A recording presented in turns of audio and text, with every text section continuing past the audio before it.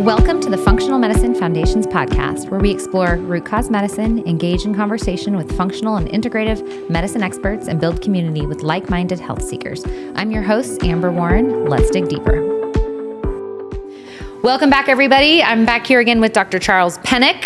Hey, we both everyone. get to practice together here at FMI Center for Optimal Health in Eagle, Idaho. I'm so thankful to have you here. Thank you for joining us this evening. Mm-hmm. Dr. Charles Penick is a visionary medical leader who specializes in functional medicine, regenerative medicine, and detox, delivering personalized and cutting-edge healthcare solutions.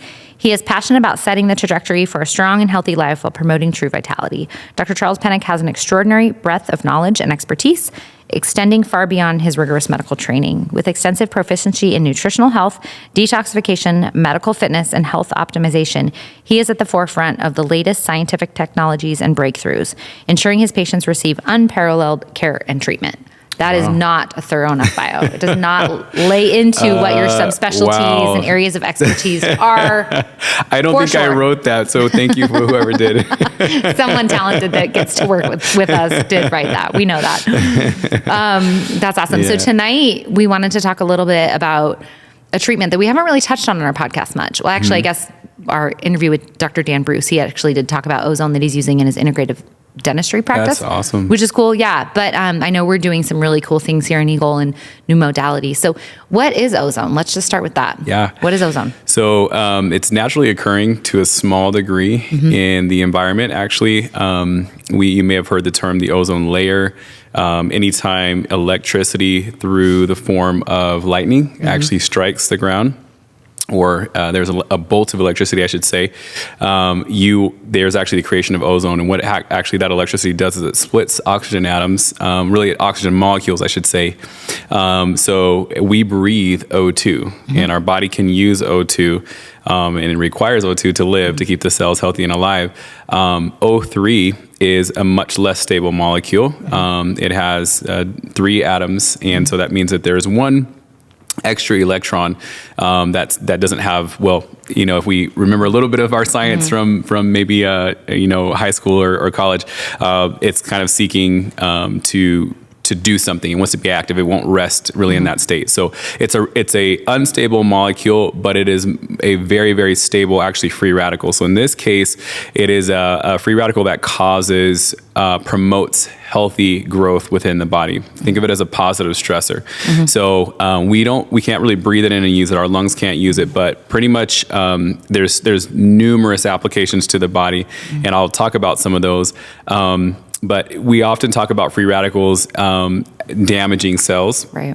In the body, and this process of antioxidant activity and pro-oxidant, we need a little bit of both. Our body uses oxidation to kill off bad things in the body, and our healthy cells have the ability to actually withstand damage from oxidative free radicals by certain enzymatic processes that they have. So what's so unique is that ozone, when it comes in, it does not damage cells, but what it does is makes them more robust. So think of it as a workout. If you go and you hit the gym, you're actually breaking down muscle fibers if you're lifting weights, and that stress on the muscles causes certain signals to the muscle to allow it to grow and make you stronger. So ozone is basically the same application to your healthy cells. Yeah.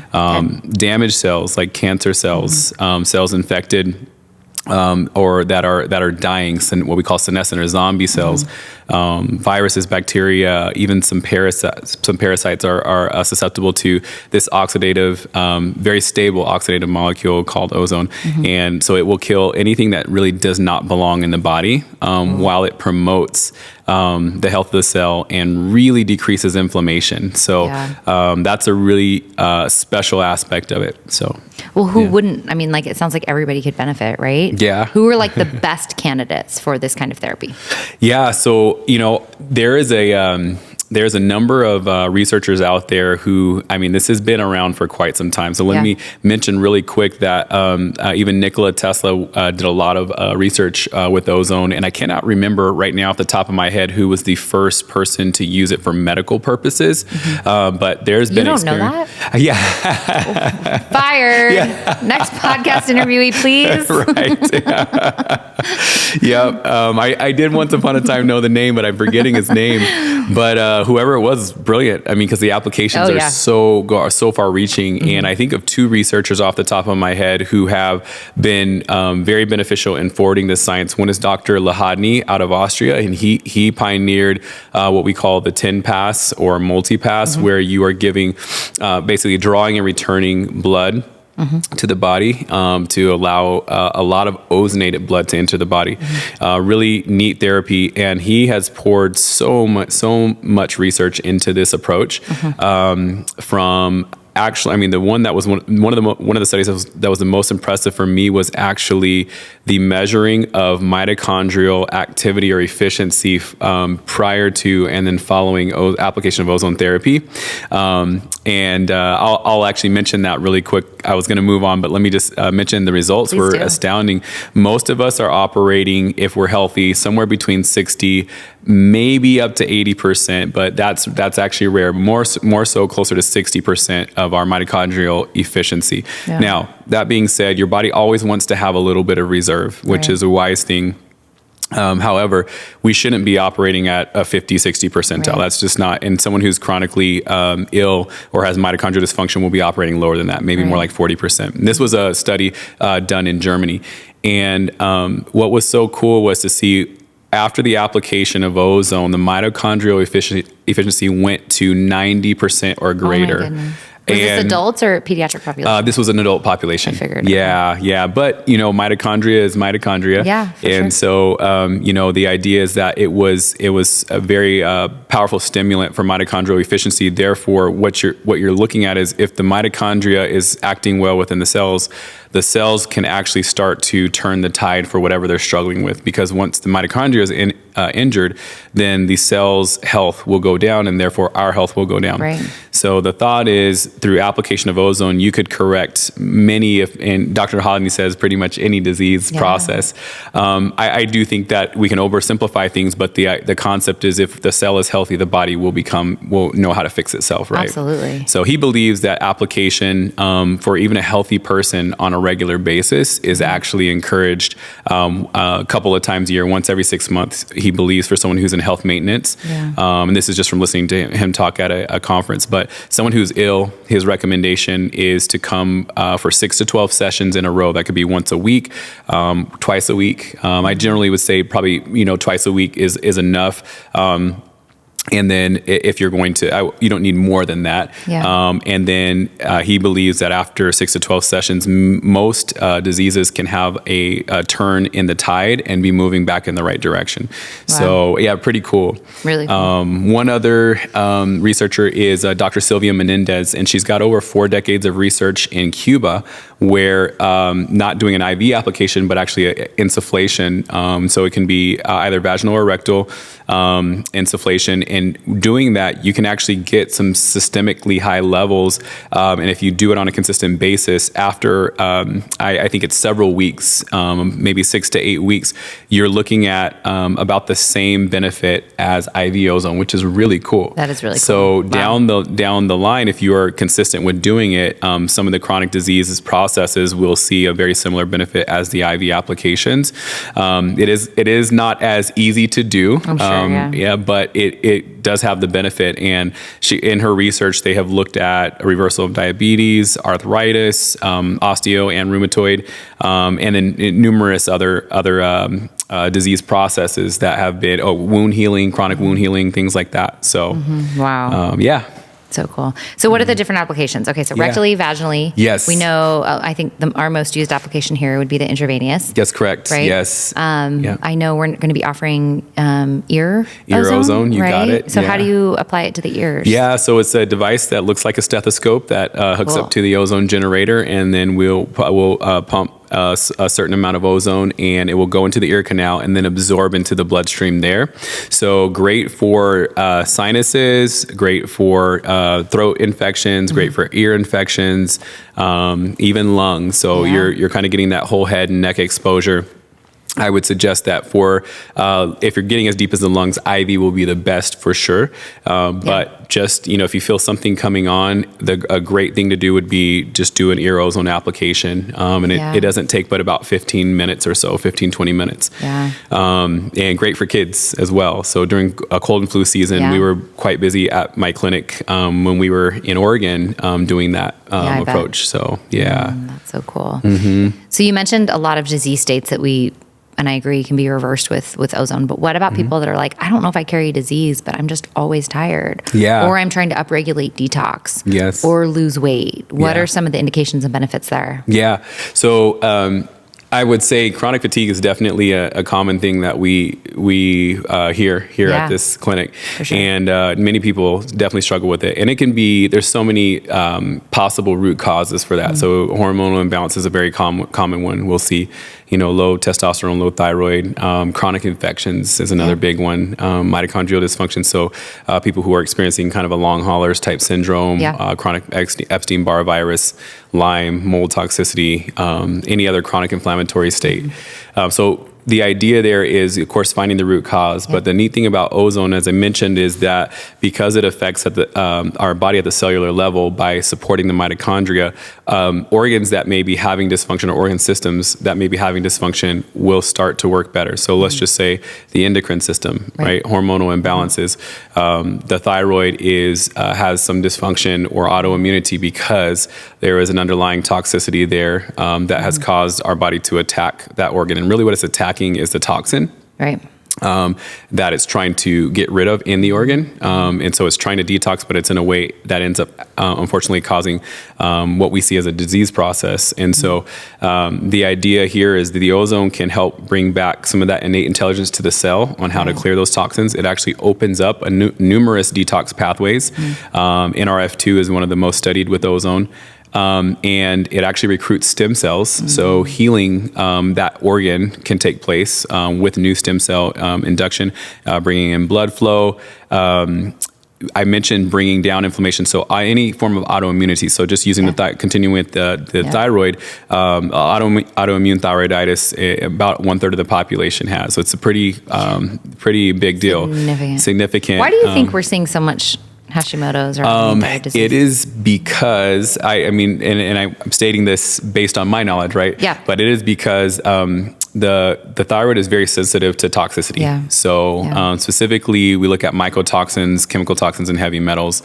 What are mycotoxins? So mycotoxins are from mold, and they're spores released by mold, or toxins released by mold that can cause a lot of damage, honestly, based on the research. Brain, kidney, liver, can induce cancer. And just simple ones would be like the thyroid. That's a very common one. So you can see how ozone application in that situation could be very beneficial because it's opening up detox pathways, recruiting stem cells, calming down the overactive immune system. So many reasons that it could be useful there. Or on the flip side, let's just say someone's experiencing the chronic fatigue because of an infection, like that they're dealing with a chronic Epstein-Barr virus. The ozone will go in and can kill that virus, or even by itself, without like the detox protocol, without antimicrobial herbs alone. In isolation. Yeah. So, that's one of the coolest things about it is all of the different things it does. So it downplays inflammation. Yeah. It opens up detox pathways. It recruits stem cell activity. It will directly kill viruses, bacteria. It will, I mentioned open up detox pathways, but when we're specifically thinking heavy metals, mycotoxins, and chemical toxins, right, that we're releasing, and some parasite activity. And we know that because, honestly, people who are killing off these things sometimes will have a symptom of not feeling too well afterward. Any sort of detox pathway, if your detox pathways are blocked, you can have a symptom where you don't feel so well. So our goal is to definitely never get someone to that point. We watch for that. But that die-off in some people, it may be a sign that there's quite a big disturbance with the parasites, even with the ozone. So the idea there is, and it's very rare. I've done ozone for since 2019, ozone application for clients. I've only had probably one that really stands out to me, who felt a little worse the next day, and this is called a Herxheimer. Day after ozone. It's called a Herxheimer reaction, and it's when you are releasing so many toxins that if your detox pathways are blocked, you may not feel super well. Yeah. And this can happen with any sort of detox. You know, whether you're doing a push-catch style detox, using zeolite, using binders, and some of our clients who struggle with some of these chronic inflammatory things have been there at some point, right? Every person will hit a different point where they may feel that they're hitting a place where their detox capacity is being superseded by the amount of toxins being released by the cells. So that's what causes that. So I've only had one of those, and thankfully it passes. Do you just add binders to help that? I would add binders, and I'm a big proponent, honestly, of doing coffee enemas as well. If you get to a place where you feel like your ability to clear the toxins is blocked, because a lot of times that will actually pull someone through that experience. So if they have a headache, or just don't feel well, like nausea or anything like that, binders, water binders, and coffee enemas are my go-to for most people. There's always a few outliers on that, but for sure. Yeah. So coffee enemas, so therapeutic. I love adding that intervention for my patients. Yeah. I've had a couple, not many, but a couple patients who don't tolerate the coffee enemas. Yeah. And I'm assuming that it's because their body's just ridding themselves of so much toxins, and there probably are other detox pathways that aren't open, the lymphatic system maybe. Yes. Is that how you're approaching those patients too? Like they just need more detox support and probably more binders, like at post coffee enema? Well, some people can't even tolerate the binders, which is interesting, or even say glutathione, which is another powerful antioxidant that helps to clear these open up detox pathways, protect the cells, kick toxins out of the cells. Some people are not able to tolerate sauna. These are very simple, basic beginner things. I guess you had asked me a question earlier. I'll add a little bit to that. You were saying, why are so many people having thyroid symptoms? But there are many symptoms that people are having. It just seems to be multiplied. And there's a doctor by the name of Neil Nathan, who is a amazing resource in the field of these chronic inflammatory conditions, mold and Lyme. He spends a lot of time talking about in his book Toxic, and so listening to him talk. We had consulted him for a certain situation, and he was just saying, and I believe he says this in his book actually, that some of the clients that he used to deal with, a couple of decades ago, very simple, very sick, but very simple protocols, and they would see this awesome resolution. And now it is seeming to take quite a bit more to move people from a state of chronic disease to a state of health in some of these, very chronic debilitating conditions. And I do believe that it's the additive effect of many layers of toxicity. So with COVID, we had mitochondrial dysfunction on a mass scale. Yeah. So many people who may not feel like they have long haulers probably still have some mitochondrial dysfunction that is opening them up to, let's just say they got bit by a tick when they were young. Right. They never had any symptoms, got COVID, mitochondrial dysfunction. Now their cells don't have the ability to keep the Lyme at bay or the mycotoxin damage at bay. And now their body's resilience level is lower. Now all of a sudden, COVID exposed what was underlying and going on, that their body was able to just keep dormant. That's right. Yeah. Their body had the ability energetically to keep it from actually taking over. That is a message that I think needs to be shouted from the rooftops, and that would alleviate a lot of suffering. People could have the aha moment and get somebody that acknowledged that and understood that. Because I think there's still, so many struggles with that. Yes. And struggles with the antidote that we thought was an antidote to COVID as well, right? Correct. I won't say the word, but likely another mitochondrial toxin as well. Exactly. Right? Yeah. Are you tired of cookie cutter health that doesn't address your unique needs? It's time to discover functional medicine care designed to help you flourish. At FMI, you'll gain access to a range of benefits tailored to support optimal health and longevity. Experience the power of personalized care and take control of your health with an annual membership at FMI Center for Optimal Health. Visit www.fmioptimal.com/membership today and start thriving.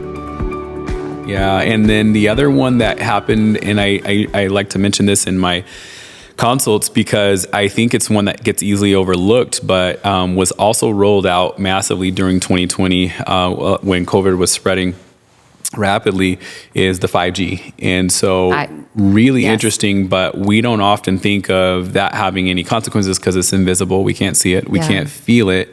Very difficult to measure. And there's an incredible lack of studies on its effects on health. They don't want us to know. Correct. Actually, the FCC, I believe, was challenged to do a study. I don't remember by which entity this was, and has never produced a health study on this. Of course, there are other interests at play, but the idea is we need to think about these things when it comes to our health, right? So one of the things that we do know by building biologists and geoengineers, we understand that 5G does precipitate mold growth within a home.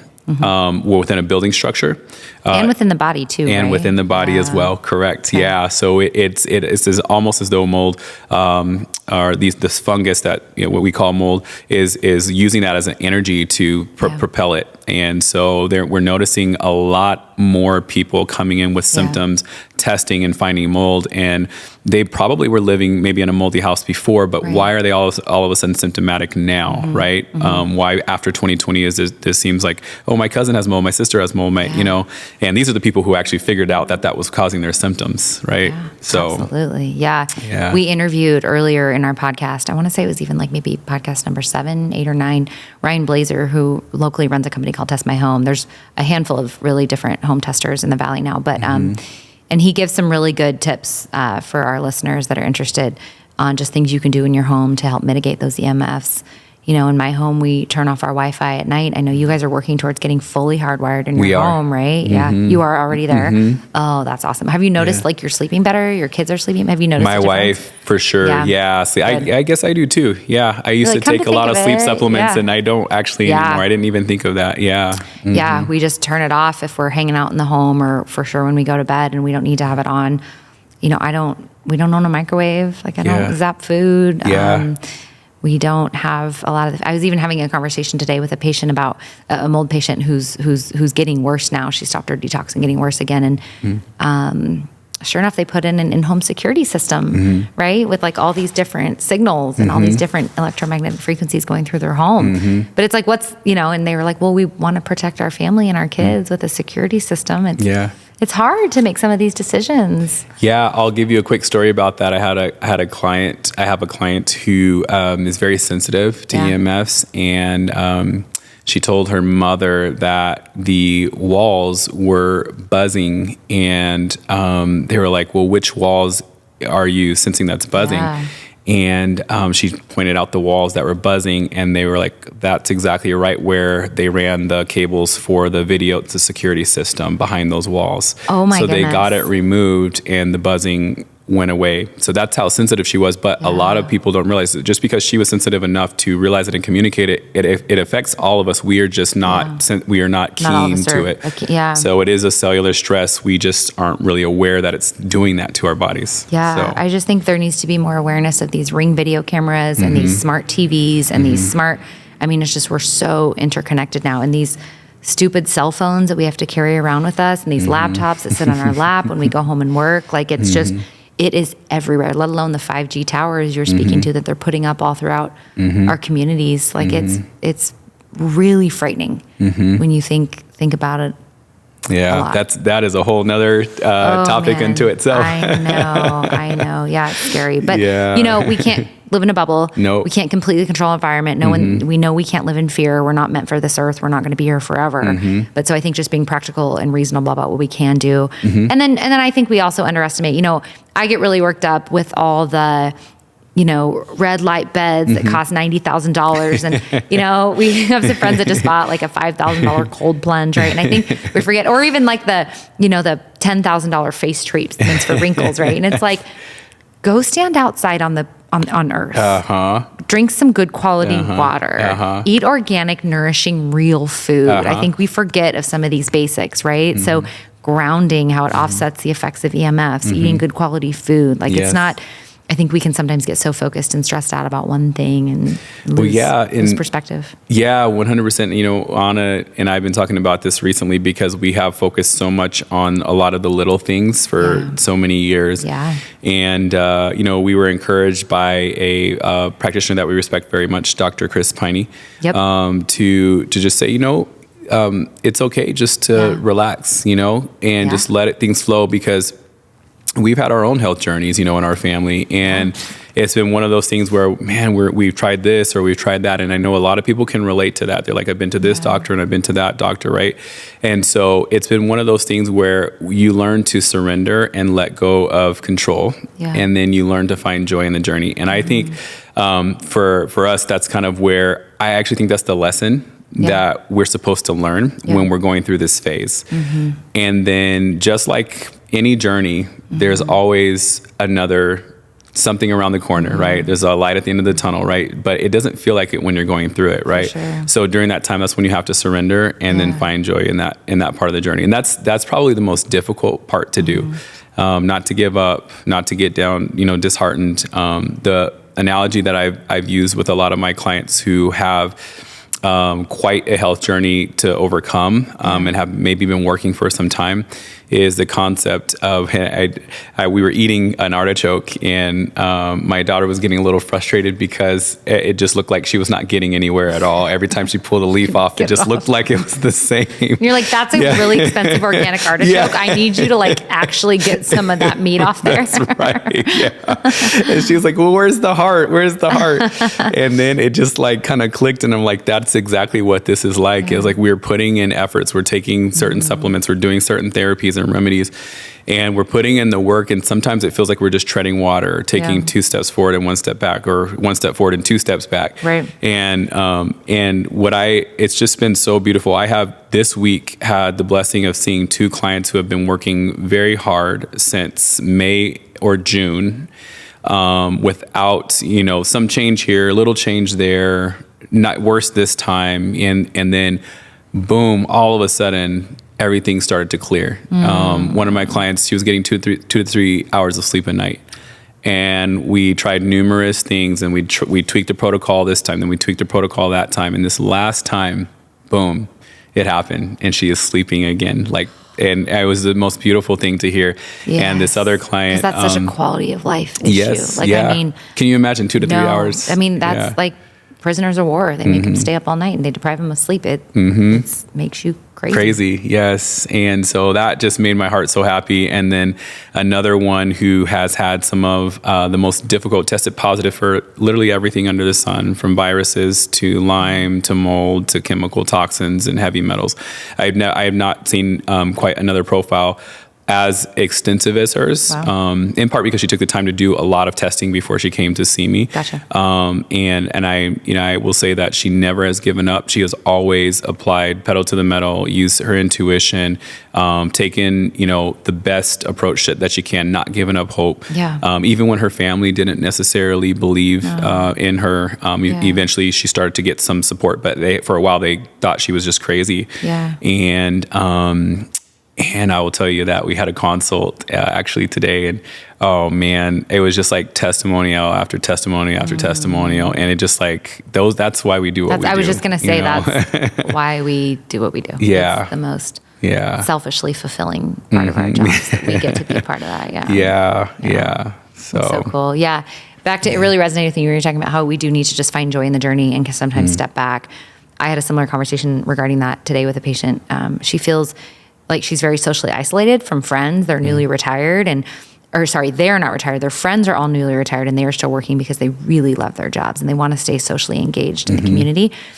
But she's finding as she embarks on this health journey, all of her retired friends just want to go wine tasting and drink wine and go out to eat and go out to lunch. And she's trying to really, change a lot of that. And I just said to her, I'm like, go share a glass of wine with your girlfriends. Yes. Like there is more damage in socially isolating yourself and not engaging in community than enjoying a glass of red wine. That's exactly Just don't drink a bottle. Yeah. And it's like I was giving her permission and the freedom she felt, how I felt her just relax. Yes. The freedom to go be in community and be Yes. with humans. That's how we're built, Yes. right? That's how God designed us. Yes. And so I think we do need to remember that. I actually had a similar situation with your wife, Anna, the other day. I was picking up my kids from your house, and we were trading like our Thrive Market purchases and our Azure Standard bulk food purchases, and talking about like protein bars for the kids. And well, gosh, that has cottonseed oil, or not cottonseed, but sunflower oil, and that has safflower oil, and that has sunflower oil. And we both looked at each other and we're like, we need to like, this is crazy. Like, we need to calm down. Our kids can have a bar with a little, like every once in a while when they just need protein and nutrients, right? Right. And it's like, we're driving ourselves crazy as moms, trying to put nothing but perfect. pure children. Yeah.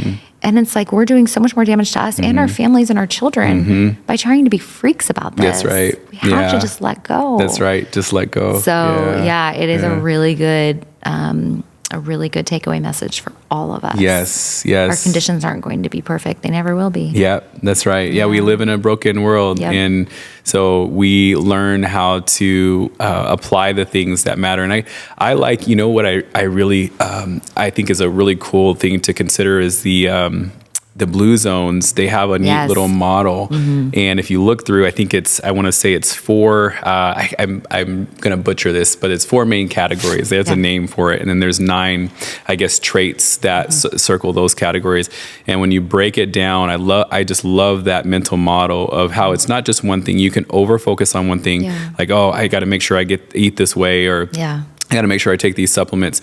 But the community aspect matters, right? Finding purpose in your life matters. Those are huge pieces. Yeah. And that's what they found in these longevity circles.